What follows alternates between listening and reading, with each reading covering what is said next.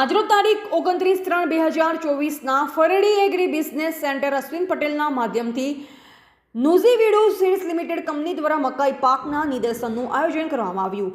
ફરેડી ખાતે ખાંટ કલ્પેશભાઈ કાનાભાઈના ખેતરમાં નિઝુવીડુ seeds limited company દ્વારા મકાઈ NMH 1258 મકાઈ પાક નિદર્શન કાર્યક્રમ કરવામાં આવ્યો, જેમાં કંપનીમાંથી આવેલ DM દિનેશ ચૌધરી તથા MDO જયેશ પ્રજાપતિ દ્વારા ગામની શિવશક્તિ દૂધ ઉત્પાદક સહકારી મંડળી લિમિટેડના ચેરમેન શ્રી, સેક્રેટરી શ્રી તથા ગામમાંથી આવેલ વડીલ શ્રી યુવા મિત્રોને મકાઈની સંપૂર્ણ માહિતી આપવામાં આવી।